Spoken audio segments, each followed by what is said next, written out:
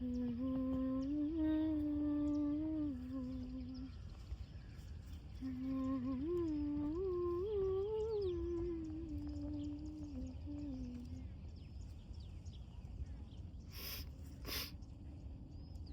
ना मी तुमच्याशी फक्त गप्पा मारायला हा व्लॉग करते. कारण गेल्या आठवड्यात काही शूट करायला जमलं नाही, कारण मी आजारी पडले होते. आधीचा व्लॉग तुम्ही बघितलाच असेल, ज्याच्यामध्ये भात झोडणी केली आम्ही. आणि त्या व्लॉगवरती तुमच्यापैकी अनेकांनी सांगितलं कमेंट करून की झोडताना काहीतरी नाकाला बांधायला हवं होतं, आणि मी ते काही बांधलेलं नव्हतं. आणि आम्ही साधारण 2 दिवस झोडणी केली, आणि अर्थातच त्याचं बारीक भुसकट असतं ते नाकात गेलं. हवाई थंड आहे, थंडी चांगलीच पडायला लागली आता, त्यामुळं मला सर्दी खोकला झाला. आणि आईनं मला काढा करून दिला बरं का. काढा पिऊन आता तशी तब्येत बरी आहे. आईनं काढ्यामध्ये तुळस, गवती चहा, पेरूची पानं, पारिजातकाची पानं या सगळ्याचा मिळून काढा बनवला होता. मस्त करते आई काढा तो. तर त्यामुळं आता माझी सर्दी कमी झालेली आहे. साधारण 2 दिवसात आम्ही तिघा-चौघांनी मिळून ही झोडणी केली. आम्ही यंदा सुवर्ण केलं होतं आणि एक काडी केलं होतं. पण 2-4 वर्षाआड आम्ही भाताचं बियाणं बदलतो, म्हणजे वेगवेगळा घेतो भात. गेल्या वर्षी 2-3 वर्ष सलग आम्ही इंद्रायणी केला होता, आंबेमोहर केला आहे, बासमती केला आहे, त्यानंतर जिरसाळ केला आहे. जिरसाळवरनं मला एक गाणं आठवलं. एका लोकगीतामध्ये कोकणातल्या आमच्या त्या तांदळाचा उल्लेख आहे, म्हणजे लग्नाचं गीत आहे ते, पण त्याच्यामध्ये उल्लेख आहे, एका आजींनी म्हणलेलं ते गाणं आहे. तर ह्या व्लॉगच्या शेवटी मी तुम्हाला ते म्हणून दाखवते. आमच्याकडे ना अजूनही पारंपरिक पद्धतीनं शेती केली जाते.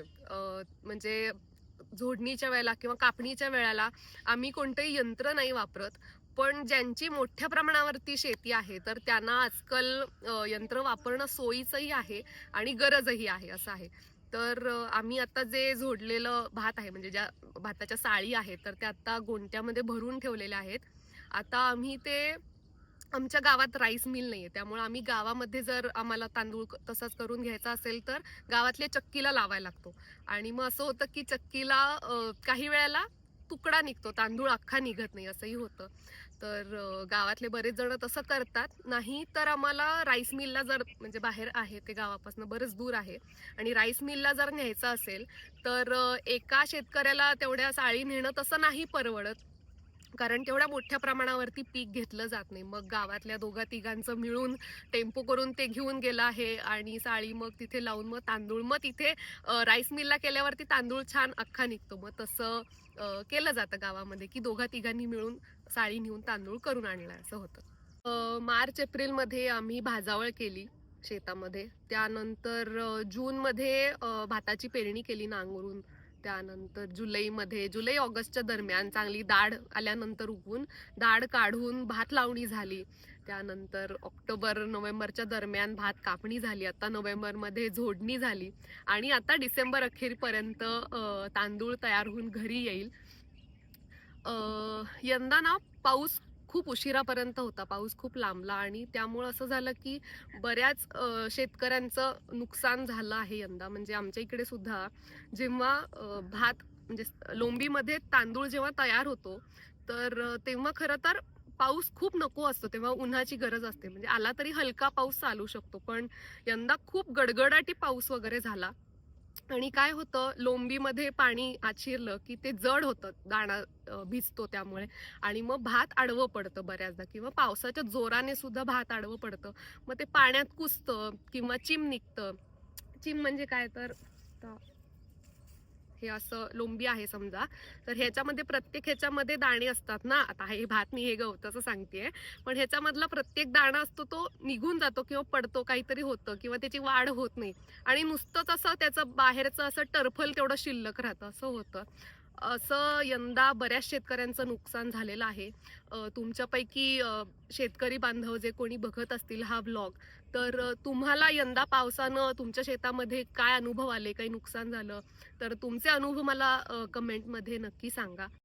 साधारण 8-9 महिने लागतात, म्हणजे बियाणं पेरून तांदूळ घरी येईपर्यंत सगळी प्रोसेस ती 8-9 महिने जातात त्याच्यामध्ये. आणि असं नाहीये की तुम्ही पेरलत आणि मग मध्ये आधी काही बघितलं नाही, डायरेक्ट तुम्ही कापलत आणि मग झालं झोडून वगैरे घरी आणलं. तर पेरल्यानंतर साधारण एवढं एवढं जेव्हा भात उगून येतं वरती, तर तेव्हा ना काय होतं, जेव्हा आपण पेरताना सेंद्रिय खत घातलेलं असतं शेतामध्ये किंवा कुठलंही खत असेल, तर त्या ह्याच्यावरती तिथे तण किंवा रान सुद्धा त्याच जोमानं उगवून येतं त्या खताच्या ह्याच्यावरती. आणि मग ते तण किंवा बांध जे असतात ते बेणायला लागतात मध्ये मध्ये, जेव्हा जसं जसं भात उंच होत जातं तसं तसं. तर ते आहेच. त्याचबरोबर आमच्या इकडे रानडुकरांचा खूप वावर आहे. रानडुकरं आहेत, माकडं आहेत. आणि रानडुकरं काय करतात, भात असं उंच झालेलं असतं ना, तर तेव्हा शेतात मध्ये येऊन असे लोळतात आणि असा गोल करतात. तर ते सगळं भात पडतं म्हणजे. आणि ते खात नाहीत भात, पण येऊन असे लोळून लोळून जातात. असं तुम्ही बऱ्याच ठिकाणी बघितलं असेल शेतामध्ये, तर असे गोल गोल तयार झालेले असतात. तर ते रानडुकरं तसं येऊन ते नुकसान करून जातात, माकडं खातात. त्याचबरोबर मी बघितलंय की पोपट, मोर हे सुद्धा आमच्याकडे येऊन काय करतात, भाताची लोंबीच तोडून घेऊन जातात, असं करतात. आणि छोटे जे मुनियासारखे पक्षी असतात ना, तर ते असे थव्याने म्हणजे असं शेतात आतमध्ये बसतात. असं हे समजा भाताचं हे आहे, तर इथे इथे असे बसतात. इथल्या इथे बसून असे ते दाणे खातात आणि मग एकदम उडून जातात. तर बऱ्याच जणांनी तुमच्यापैकी कमेंटमध्ये सांगितलं की अ, आमच्याकडे सुद्धा म्हणजे आम्ही पेरलं भरपूर होतं, पण पक्ष्यांनी वगैरे खाल्लं, त्यामुळं आतमध्ये काही निघालेच नाहीत दाणे त्या लोंबीमध्ये. त्यामुळं तसंही नुकसान होतं. तर या सगळ्यापासनं आपण पेरलेल्या पिकाचं रक्षण करावं लागतं आणि मग त्यानंतर आपल्याला ते धान्य मिळतं. पूर्वी ना मोठ्या प्रमाणावरती शेती केली जायची. म्हणजे काय, तर एका शेतकऱ्याकडे जास्त प्रमाणात शेतजमीन असायची. त्यामुळं तेव्हाच्या काळात जी काही शेती केली जायची, जे पीक घेतलं जायचं, त्यातला काही टक्के भाग हा पशुपक्ष्यांनी खाल्ला तरी शेतकऱ्याला त्याचा त्याचा वाटा मिळायचा. त्यामुळे त्याचं असं नुकसान व्हायचं नाही. आता शहरीकरण वाढतं आहे, त्यामुळं मुळात शेतकऱ्यांकडे शेतजमिनी खूप कमी उरल्यात. आणि शेतकऱ्यांना हे वाटणं स्वाभाविक आहे की आपण जे काही पेरलं आहे बियाणं, तर ते सगळं पीक आपल्याला मिळावं. पण तसं होत नाही, कारण त्याच धान्यावरती काही पशुपक्षी अवलंबून असतात. आणि त्यांना जर ते अन्न मिळालं नाही, तर पुढची सगळी अन्न साखळीवरती त्या सगळ्याचा परिणाम होतो आणि मग ती कोलमडताना आता आपल्याला दिसते आहे. मला ना एक गोष्ट इथे अधोरेखित करावीशी वाटतेय, पण त्याआधी भात जोडणीच्या व्लॉग मधला हा व्हिडिओ बघा तुम्ही.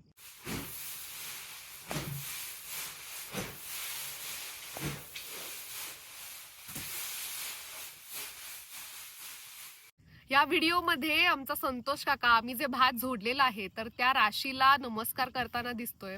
माझ्यासाठी ह्याच्यापेक्षा सुंदर दृश्य कोणतंही असू शकत नाही. कारण प्रत्येक शेतकऱ्याला त्याने शेतामध्ये घेतलेल्या कुठल्याही धान्याप्रती, भाजीपाल्याप्रती प्रचंड आदर असतो.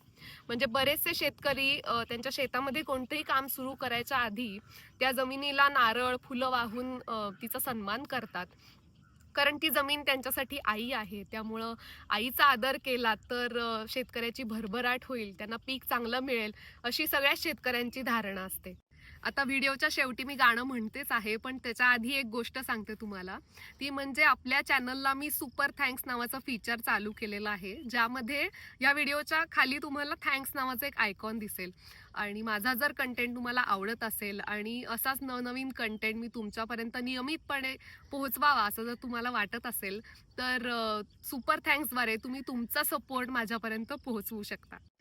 जिरसली तांदूळ, जिरसली तांदूळ, ताटिया वल्लवा, ताटिया वल्लवा, ताटिया वल्लवा, हलद चढवा. नवरी हलद झाली ओ थोडी, नवरी हलद झाली ओ थोडी, नवरी आईला हात ओ जोडी, नवरी आईला हात ओ जोडी. जिरसली तांदूळ, जिरसली तांदूळ, ताटिया वल्लवा, ताटिया वल्लवा, ताटिया वल्लवा, हलद चढवा.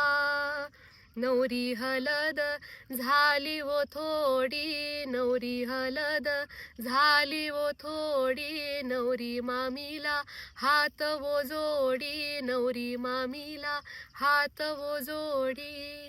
जिरसली तांदूळ, जिरसली तांदूळ, ताटिया वल्लवा.